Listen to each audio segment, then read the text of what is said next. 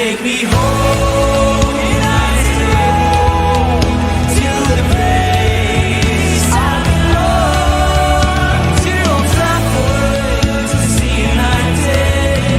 Take me home, United Road. Take me home, United Road. Oh, take me home, United Road.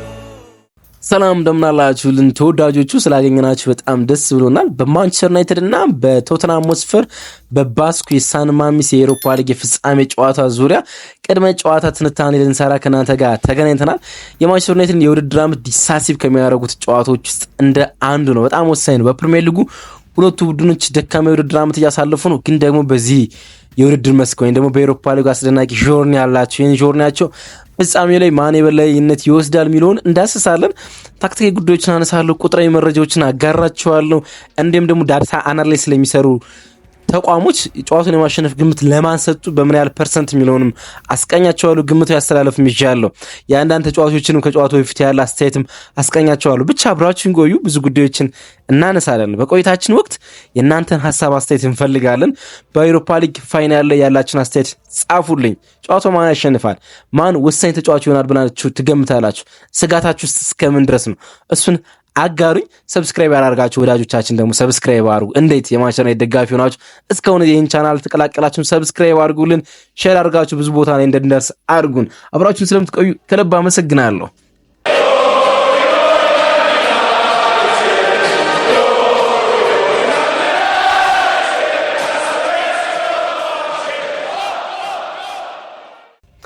ኦል እንግሊሽ ፋይናል ነው ወይም ደግሞ ሁለት የእንግሊዝ ቡድኖች በአውሮፓ ውድድሮች ላይ ለፍጻሜ ሲደርሱ ማለት ይሄ ለስድስተኛ ጊዜ ይሆናል ማለት ነው። ከዚህ ቀደም በተለያዩ አጋጣሚዎች በአውሮፓ ውድድሮች ላይ ሁለት የእንግሊዝ ቡድኖች ለፍጻሜ ደርሰው ያውቃሉ። ቼልሲ ከማንቸስተር ዩናይትድ ጋር ለፍጻሜ ደርሰው ያውቃሉ። እንዲሁም ደግሞ ሊቨርፑል ከቶተንሃም ሆትስፐር ጋር፣ ሲቲ ከቼልሲ ጋር እንደዚህ ለፍጻሜ ደርሰው የሚያውቁ ቡድኖች ናቸው። ቶተንሃም ሆትስፐርና ማንቸስተር ዩናይትድ በአውሮፓ ውድድሮች ጋር ለፍጻሜ ደርሰው አያውቁም። አንድ ጊዜ ነው በአውሮፓ ውድድሮች ላይ ተገናኝተው የሚያውቁት። ማንቸስተር ዩናይትድ ያን ጨዋታ ደግሞ ማሸነፍ ችሏል። 1963-64 በካፕ ዊነርስ ካፕ በሚባሉ ውድድር ላይ ተገናኝተው በሩብ ፍጻሜ ማንቸስተር ዩናይትድ 4-3 አሸንፎ ጥሎት አልፏል። ከዛ ውጭ ተገናኝተው አያውቁም በአውሮፓ ውድድሮች ማለት ነው። የሚገርም ቁጥር ነው። እርግጥ በአውሮፓ ውድድሮች እምብዛም ተሳትፎ የለውም ቶተንሃም ሆትስፐር ማለት ነው። ብዙም ጊዜ ማርዞ ፖቼቲኖ ወደ ቡድኑ ከመምጣቱ በፊት እምብዛም በአውሮፓ ውድድሮች የሚሳተፍ ቡድን አልነበረምና ያን ያህል የሚገርም አይመስልም። እንዳልኳቸው ኦል እንግሊሽ ፋይናል ነው። የቶተንሃም ሆትስፐርን አንዳንድ ጉዳዮች እናንሳ እስኪ። ስፐርስ ከ17 ዓመት በኋላ የዋንጫ ወይም ደግሞ ሜጀር ትሮፊ የሚባል ለማግኘት ነው እንግዲህ ይሄኛውን ጨዋታ የሚያከናውኑ። ጉዞው ያን ያህል አስደናቂ አይደለም በአውሮፓ ሊግ የመጣበት ማለት ነው። ምክንያቱም በጥሎ ማለፍ ጨዋታዎች ቦዶ ጊልሜትን ነው በግማሽ ፍጻሜ ማሸነፍ ይቻሉ። ከዛ ቀደም ደግሞ ኤዜድ አልካማር እና አይንትራክት ፍራንክፈርት ነው ትንሽ በአውሮፓ 5 ሊጎች ውስጥ ከሚሳተፉ ቡድኖች አንዱ ማሸነፍ የቻሉ አይንትራክት ፍራንክፈርት ነው። ማንቸስተር ዩናይትድ ሊዮንን እንዲሁም ደግሞ ሁለቱ የስፔን ቡድኖችን ሶሴዳድና የባስኩን ቢልባውን ማሸነፍ ይታወቃልና ጉዞው በጣም አስደናቂ የሚባል አይመስለኝም ያን ያህል ማለት ነው። በኤፋ ካፕ ማለት ስፐርስ ሁለቴ ማንሳት ችሏል። የኤፋ ካፕን ወይ ደግሞ ዩሮፓ ሊግ ከመባሉ በፊት ማለት ነው 1972 እና 1984 ማለት ነው። ለመጨረሻ ጊዜ እንግዲህ 1984 ነው የዩሮፓ ሊግን ማንሳት የቻሉ። ሁለቴ ማንሳት ችለዋል። ትልቅ ቁጥር ይመስላል በኤፋ ካፕ ያላቸው። ግን ዩሮፓ ሊግ ከመባሉ በፊት በጣም ቀደም ብሎ ከ90ዎቹ በፊት ማለት ነው። ማንቸስተር ዩናይትድ ለመጨረሻ ጊዜ ዩሮፓ ሊግ ያነሳ 2017 እንደሆነ ይታወቃል በጆዜ ሞሪኒዮ ማለት ነው። ያን የኤሪክ ቴን ሃግን አያክስ አምስተርዳም ማለት ነው። ማቲያስ ዲሊት እንዲሁም ደግሞ አንድሪያ ኦናና የነበሩበትን ስብስብ ማለት ነው። አሁን ሁለቱም ተጫዋቾች በማንቸስተር ዩናይትድ ቤት ውስጥ ነው የሚገኙት ማለት ነው። ከ14 ጨዋታዎች ስፐርሶች 9 ጨዋታዎችን ያህል በዚህ ውድድር ማሸነፍ ችለዋል። ጥሩ ቁጥር ይመስላል 9 ጨዋታዎችን ማሸነፍ። ማንቸስተር ዩናይትድ ምንም አይነት ሽንፈት የለውም። ግን ደግሞ ስፐርስ በዚህ ውድድር ዓመት ጨዋታውን በጣም አጓጊ ካደረጉት ጉዳዮች አንዱ ስፐርስ በማንቸስተር ዩናይትድ ላይ ጥሩ ቁጥር አለው በዚህ ውድድር ላይ ማለት ነው። ማንቸስተር ዩናይትድ በዚህ ውድድር ዓመት ታስታውሱ እንደሆነ በትልልቅ ጨዋታዎች ላይ በጣም አስደናቂ ነው። ከአርሰናል ጋር ያደረጋቸውን ጨዋታዎች በኤፍኤ ካፕ ቢሆን በሊግ በፐርፎርማንስ ቤዝድ እንኳን በውጤት ብቻ ሳይሆን ፐርፎርማንስ ቤዝድ በሆነ ጉዳዮች እንኳን በጣም አስደናቂ ነው የነበረ። ከሲቲ ጋር የነበረው ጨዋታ ከሊቨርፑል ጋር የነበሩ ጨዋታዎች በጣም አስደናቂ ጉዞ ነው የነበረው በትልልቅ ቡድኖች ማለት ነው። ግን ከስፐርስ ጋር ቁጥሩ ልክ አይደለም። በፕሪሚየር ሊጉ በኦልድ ትራፎርድ የ3-0 ሽንፈት አጋጥሞታል። በሊግ ካፕ ወይም ደግሞ በካራባ ካፕ የ4-3 ሽንፈት አጋጥሞታል። በቶትናም ሆትስፐር ስታዲየም የ1-0 ሽንፈት አጋጥሞታል። ኦልሞስት 8 ጎሎች በዚህ ውድድር ዓመት በቶትናም ሆትስፐር ተቆጥሮበት 3 ጎሎችን ብቻ ነው ማስቆጠር የቻለ ማለት ነው። ከዛ አንጻር ነው ነገሮችን ጨዋታው ውስብስብ ሊሆን እንደሚችል ስንነጋገር የነበሩት ማለት ደግሞ ባለፉት 6 በሁሉም ውድድሮች የቶትናም ሆትስፐርና የማንቸስተር ዩናይትድ ግንኙነቶች ማንቸስተር ዩናይትድ ማሸነፍ አልቻለም። እናም ነገሮች በደንብ እንዲጠበቁ ያደረጋቸው በዚህም ጉዳይ ይመስለኛል። ዩናይትድ በመጨረሻ 3 ጨዋታዎች በኤሮፓ ሊግ ማለት ነው 12 ጎሎችን ነው ማስቆጠር የቻለ በኖክአውት ጨዋታዎች ማለት ነው። በጣም የደንቅ ቁጥር ይመስለኛል። በሊዮን በቢልባኦ 2 ጨዋታዎች እንዲሁም ደግሞ በሪያል ሶሲዳድ ላይ ማለት ነው 12 ጎሎች ነው ማስቆጠር የቻለው። እርግጥ በአጠቃላይ በኤሮፓ ሊግ 35 ጎሎች ነው ማስቆጠር የቻለ ማለት በጣም አስደናቂ ጎሎችን ነው ወይም አስደናቂ አታኪንግ ቡድን ነው በኤሮፓ ሊግ ማንቸስተር ዩናይትድ ማለት ነው። ፍጹም የተለየ ቨርዥን ነው ከፕሪሚየር ሊጉ። ባለፈው ጊዜ የፕሪሚየር ሊጉን ጆርኒ እና የኤሮፓ ሊግ ጆርኒ አስቃኝቻችሁ ነበር አይደለም። በፕሪሚየር ሊጉ በጣም ሞስት ዲፌንሲቭ እና ሪአክቲቭ ቡድን ነው።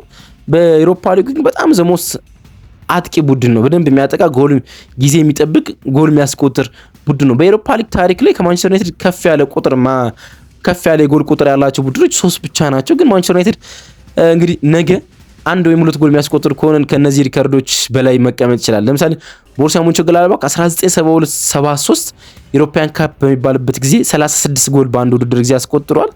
ፖርቶ 2010-11 37 ጎል ማስቆጠር ችሏል። እንዲሁም ደግሞ ቼልሲ 2018-19 በባኮ አርሰናል አሸንፎ ዋንጫውን ሲያነሳ 36 ጎሎችን ማስቆጠር ችሏል ማለት ነው። እንግዲህ ማንቸስተር ዩናይትድ 1 ጎል የሚያስቆጥር ከሆነ ከግላድባክና ቼልሲ ጋር እኩል መሆን ይችላል። 2 ጎል የሚያስቆጥር ከሆነ ከፖርቶ ጋር እኩል ሆኖ ግላድባክና ቼልሲን መብለጥ ይችላል። ያን ያህል በታሪክ ውስጥ በጣም አስደናቂ ጉዞ ነው እያደረገ የሚገኘው። ደግሞም እንዳልተሸነፈ ይታወቃል አይደል? 4ኛው ቡድን ነው ሳይሸነፍ በታሪክ ፋይናል የደረሰ የትውል ቡድን ይህን ከዚህ ቀደም ማድረግ ችሎ ስለነበረ ማለት ነው። ለሮበን አሞሪ ደግሞ ሌላኛ በጣም ድንቅ ውጤት ነው የሚሆነው ይሄኛው ዋንጫ ማለት ነው። አንደኛም ሲዝኑን ይታደግለታል። በጣም መጥፎ ሲዝን ነው ማንቸስተር ዩናይትድ እያሳለፈ የሚገኘው ከቶተንሃም ሆትስፐር በ1 ነጥብና በ1 ቦታ ብቻ ተሽሎ 16ኛ ደረጃ ነው የሚገኘው። ቶተንሃም ሆትስፐር 17ኛ ደረጃ ነው የሚገኘው። በዛ ያሉ የሊግ ጨዋታዎችን በዚህ ውድድር ዓመት ተሸንፏል። ባለፉት 2 ወራት ምንም አይነት ድሎች አልነበሩትም። በጣም መጥፎ የውድድር ዓመት ነውና ይሄን መጥፎ የውድድር ዓመት በብዙ ነገር ማስተካከል ይችላል። በፋይናንሻል ማስተካከል ይችላል። ብዙ አጥብቆ የሚፈልገው እሱ ለፋይናንሻልና በአውሮፓ ውድድሮች ላይ መሳተፉን በተለይ በቻምፒየንስ ሊግ መሳተፉን የሚፈልገው በፋይናንሻል ረገድ ማንቸስተር ዩናይትድን ለማስተካከል ወይም ደግሞ ለማደስ ነው። ከዛም በላይ ደግሞ ትልልቅ ዝውውሮችን በዝውውር ውስጥ ለመፈጸምና የቡድን ሜንታሊቲ በዊኒንግ ሜንታሊቲ ከፍ ለማድረግና የሚቀጥለው የውድድር ዓመት ለመጀመር ከዚህ የውድድር ዓመት መጥፎ ሃንጎቨር ተላቆ ለመጀመር በብዙ ይፈልጓል። ከዛ ውጭም ግን በመጀመሪያ የማንቸስተር ዩናይትድ አሰልጣኝነቱ ዋንጫ ያነሳ 3ኛው አሰልጣኝ ደግሞ ያደርገዋል። ጆዜ ሞሪኖ 2016-17 በመጀመሪያ ዓመቱ የአውሮፓ ሊግ ዋንጫ ማንሳት ችሏል። ኤሪክ ቴን ሃግ ያን ያህል ትልቅ ባይሆንም የካራባ ካፕ ዋንጫን በመጀመሪያው ውድድር ዓመቱ 2022-23 አንስቷል። አሞሪ የሚያነሳ ከሆነ በመጀመሪያ የውድድር ዓመቱ ዋንጫ ለማንቸስተር ዩናይትድ መስጠት የሚችል አሰልጣኝ ያደርገዋል ማለት ነው። ሰር አሌክስ ፈርጉሰን ቆይቶ ነው ዋንጫ ለማንቸስተር ዩናይትድ መስጠት የጀመሩት። በመጀመሪያው ውድድር ዓመታቸው መስጠት አልቻሉም። በዚህ ውድድር ዓመት ሌላ በጣም አስደናቂ ጆርኒ ካላቸው ተጫዋቾች አንዱ ብሩኖ ፈርናንዴዝ ነው። 7 ጎሎች አሉት። 7 ጎሎች ማለት ነው። የጎልደን ቦቱን ወይም ደግሞ ኮከብ ጎል አግቢውን እየመራ የሚገኘው እሱ ነው። የሚፎካከረው እርግጥ ራስመስ ሆይሉንድ ነው በ6 ጎሎች ማለት ነው። ሌላ አንድ ተጨማሪ ጎል ወይንም አንድ ተጨማሪ አሲስት የሚያደርግ ከሆነ ደግሞ ከሪያን ቸርኪ መድረስ ይችላል። ሪያን ቸርኪ ነው የሊዮኑ ብዙ የጎል ተሳትፎ ያለው ኢንቮልቭመንት ያለው ጎልና አሲስት በማድረግ ማለት ነው። እሱ ነው የተሻለ ቁጥር አለው። በዩሮፓ ሊጉ ታሪክ ብዙ የጎል ተሳትፎ የነበረው ተጫዋች ኦሊቨር ጂሩድ ነው። ከቼልሲ ጋር 2018-19 15 የጎል ተሳትፏል። ብሩኖ ፈርናንዴዝ በዚህ ጨዋታ ላይ ተጨማሪ ጉዳዮች የሚያደርግ ከሆነ ወይም ተጨማሪ አሲስትና ጎሎች የሚያደርግ ከሆነ ወደ እነዚህ ቁጥሮች የመድረስ እድሉ በጣም ሰፊ ነው። በጨዋታው ላይ በጣም የሚጠቀሱ ሌሎች ጉዳዮች አሉ። አንደኛው ከጉዳት ስለሚመለሱ ተጫዋቾች ነው። ባለፈው ሳምንት ከቪላ ጋር ቶተንሃም ስፐር ጨዋታውን ሲያደርግ በጣም ብዙ ተጫዋቾችን አሳርፎ ነው ጨዋታውን ያደረገ ማለት ነው። ስለዚህ ብዙ ተጫዋች ይመለሳል። በግብ ጠባቂ ላይ ቪካሪዮ ይመለሳል። ኬኔስኪ ነበር የተጠቀሙት። ቤንታኩራን አልተጠቀሙም።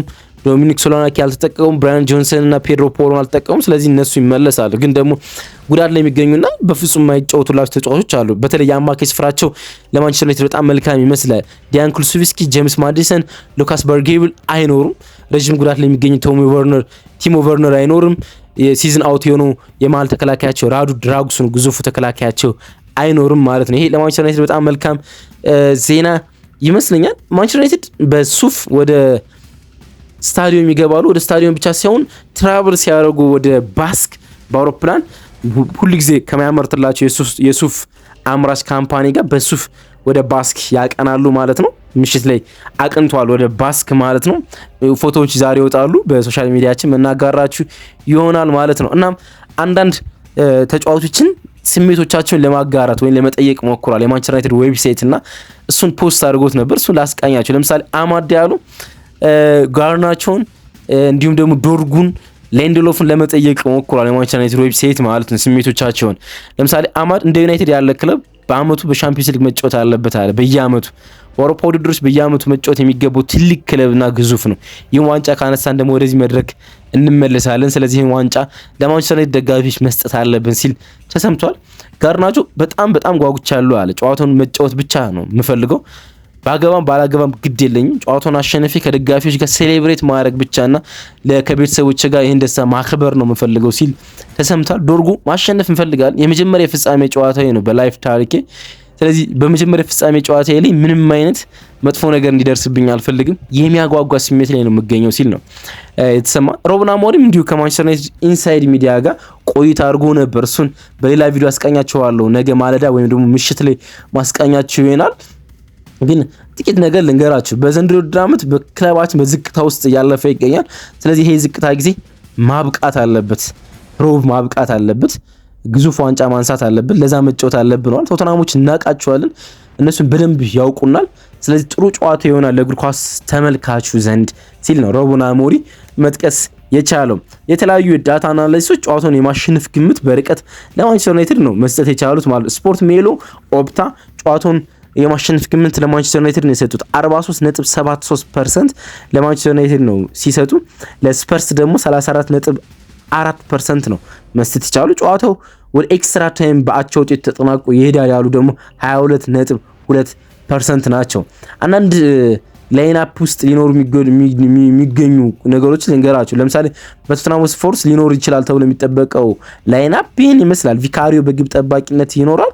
ፖሮና እንዲሁም ኦሊጊ የመስመር ተከላካይ ይሆናሉ። ሮሜሮና ቫንዴቢን ሁለቱ ወሳኙ የቶተንሃም ስፐር የመሀል ተከላካዮች ይኖራሉ ማለት ነው። እነዚህ የመሀል ተከላካዮች በጣም ፈጣኖች ናቸው። በሃይላይን ቶተንሃም ስፐር በሃይላይን እንደሚጫወት ይታወቃል። ጋርናቾ ለጨዋታው በጣም አስፈላጊ ተጫዋች ይመስለኛል። አሰልጣኙ ከአማድና ከጋርናቾ ማን ይጠቀም በጣም ኢንተረስቲንግ ጉዳይ ነው። ግን ከተከላካይ ጀርባ ያለውን ስፔስ በመሮጥ ለማጥቃት እንደ ጋርናቾ ያሉ ተጫዋቾች በጣም አስፈላጊ ይመስለኛል። እንደ አማድ ዲያሎ ያሉ ከኳስ ጋር ጥሩ ግንኙነት ያላቸው ተጫዋቾች አስፈላጊ ናቸው። ግን ጉልበት ለሚያመዝኑት ለነ ሮሜሮ አይነት ተጫዋቾች ጋርናቾ አስፈላጊ ተጫዋች ይመስለኛል እንደኔ ማለት ነው። ሌላ የቆመ ኳስ ማጥቃት ላይ ሁለቱ የመሀል ተከላካዮቻቸው በጣም ጥሩ ናቸው። ቫንዴቪን የሚኑ ሮሜሮ የቆመ ኳስ ማጥቃት አጥቂውን ሶላናኪ ጨምሮ በጣም ጥሩ ናቸው። ማንቸስተር ዩናይትድ በዚህ ጉዳይ ላይ በጣም ሊጠነቀቅ የሚገባው ጉዳይ ነው። እንደ ሆይሉንድ አይነት ስትራይከርን መከላከል ደግሞ ለሮሜሮ በጣም ቀላል ስራ ነው። በተለይ ግዙፍ ሆኖ ቦታ ሸፍኖ ለመጫወት የሚሞክረን ተጫዋች እና ትግልን ለሚያዘውትር አይነት ስትራይከር ሮሜሮ በጣም ጥሩ ነውና ከትግል ይልቅ ኳሶችን መንካት በጣም አዋጩ ጉዳይ ይመስላል። ቶሎ ኳሶችን መንካት እንዲሁም ደግሞ ስፔሶችን ከሱ ጀርባ ያለውን ስፔስ ለማጥቃት መሞከር ሆይሉንድ ማድረግ የሚጠበቅበት ነው። በአጥቂ መስመሩ በአማካይ መስመሩ የሚጠቀሟቸው ተጫዋቾች ሳር፣ ቢሱም እና ቤንታኩራ ነው። ሶስቱም ተጫዋቾች አታኪንግ አይደሉም፣ ዲፌንሲቭ አፕሮች ያላቸው ተጫዋቾች ናቸው። ሳር የተሻለ ፕሮግሬሲቭ ኬሪየርስ አለው ወይም ኳስ ተሸክመው የመሮጥ እድል አለው። ቢሱም እና ቤንታኩራ ግን ፓሰሮች ናቸው። ስለዚህ ማንቸስተር ዩናይትድ በአማካይ ላይ ዶሚናንት ለመውሰድ ከፊዚካል ውጭ በተለይ በኳስ ጉዳዮች የተሻለ የመሆኑ እድል አለው። ብራያን ጆንሰን፣ ሶሎናኬና ሱንን ደግሞ በፊት መስመር ላይ ይጠቀማሉ ተብሎ ይጠቀማል። ሪቻርልሰንን ከቤንች ያስነሱታል ተብሎ ነው እንግዲህ የሚጠበቀው በእነሱ በኩል ማለት ነው። በማንቸስተር ዩናይትድ ላይንአፕ ውስጥ የሚጠበቀው ጉዳይ ኦናና በግብ ጠባቂ ላይ ቦታ ላይ ይኖራል። ማጉዌር ፍጹም ጤነኛ እንደሆነ ይታወቃል። ስለዚህ ማጉዌር ማንቸስተር ዩናይትድ የመጠቀም እድሉ በጣም ሰፊ ነው። ዮሮና ሊንድሎፍ የተከላካይ ቦታ ላይ ይኖራሉ። አንዳንድ ሚዲያዎች ማዝራዊ ወደ ሴንተር ባክ መጥቶ አማድ ዲያሎ ወደ ዊንግ ባክ ሊጫወት ይችላሉ ይላሉ። ግን በትልቅ ጨዋታዎች እንደዚህ አይነት ሪስክ ሲወስድ ተመልክቼ አላቅም ሮበን አሞሪም እና ነገም ይጠቀማል ብዬ አላስብም። ስለዚህ ሊንድሎፍ፣ ማጉዌርና ዮሮ ይሆናሉ። ማዝራዊ፣ ማኑኤል ኡጋርቴና ካስሜሮ ደግሞ ማለቴ ኡጋርቴና ካስሜሮ የአማካይ ስፍራ ቦታ ላይ ይኖራሉ። በድጋሚ ማዝራዊና ዶርጉ ዊንግ ባክ ቦታ ላይ ይኖራሉ። አማድ ዲያሎ፣ ብሩኖ ፈርናንዴዝ እና ሆይሉንድ ደግሞ ከፊት ይኖራሉ። የአማድና የጋርናቾ እርግጠኛ አይደለሁም። እኔ ጋርናቾ ምርጫዬ ነው ለእንደዚህ አይነት ጨዋታዎች ላይ ማለት ነው። አጥቂው አሰልጣኝ ምን አይነት አሰላለፍ ይጠቀማል የሚጠበቅ ነው። ግን ማቲያስ ዲሊት በዚህ ጨዋታ ላይ የሚመለስ እድል አለው።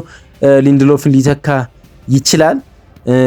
ሌላ ደግሞ ከሰሞኑ በጣም ጥሩ እየተጫወተ ይገኛል ሜሰን ማውንት ማለት ብሩኖ ፈርናንዴዝን ወደ እርግጥ በቅያሪ የሚያደርገው ይመስለኛል። ከመጀመሪያ ቅያሪ ካስሜሩን ማለት ኡጋርቴን አስወጥቶ ብሩኖን ወደ አማካኝ አድርጎ እንዲሁም ደግሞ ሜሰን ማውንት ወደ አጥቂ ጀርባ ላይ ሊያጫውተው ይችላል። በመጀመሪያ አስተላልፍ ላይ ይጠቀምበት ይችላል ብዬ አስባለሁ። የዩናይትድ በጣም ወሳኝ ጨዋታ ዱ ኤንድ ዲቭ ነው። የውድድር ዓመት ዲሳሲ የሚያደርግ በጣም አስፈላጊ ጨዋታ ነው። ሀሳቦቻችሁን አጋሩን እስኪ። ሌሎች የአሰልጣኙን አስተያየቶች እንዲሁም ደግሞ ሌሎች ሚዲያዎች ምን እያሉ ነው የሚሉትን ደግሞ ነገ ይዤላችሁ መመለስ ይሆናል ማለት ነው። አብራችሁ ስለነበራችሁ ከልብ አመሰግናለሁ። መልካም ቀን ይኑላችሁ።